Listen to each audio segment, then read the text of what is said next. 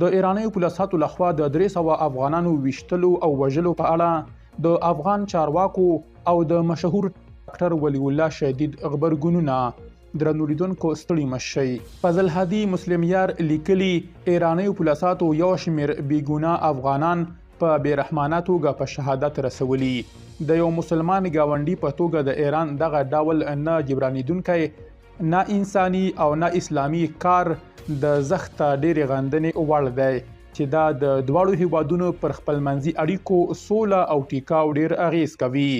پر نړیوالې ټولنې او اسلامي امارت غږ کوو چې د دې ستر ناورین په اړه جدي ګامونه واخلي او هر اړخیزې څېړنې وکړي.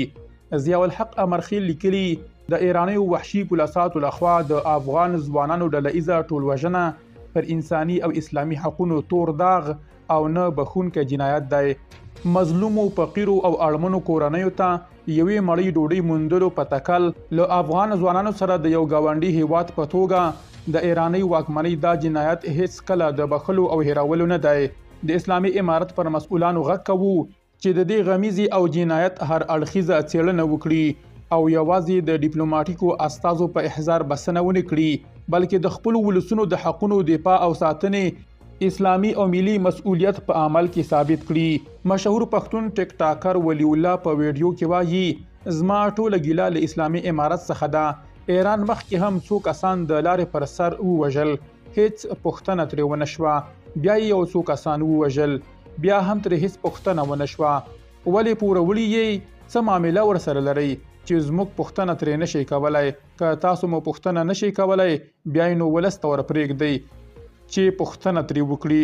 اوس تاسو پر موږ واکمن یې، ښه یې که بد پر موږ به شرمېږئ چې د نوک ځواب پر څوک ور نه کړئ دغسې به مو وژني. مخکې یې څو کسان ووژل، تاسو ځواب ور نه کړ، اوس یې 300 افغانان وژلي. باید سوچ وکړئ او غاښ ماتونکی ځواب ورکړئ او پوښتنه ترې وکړئ.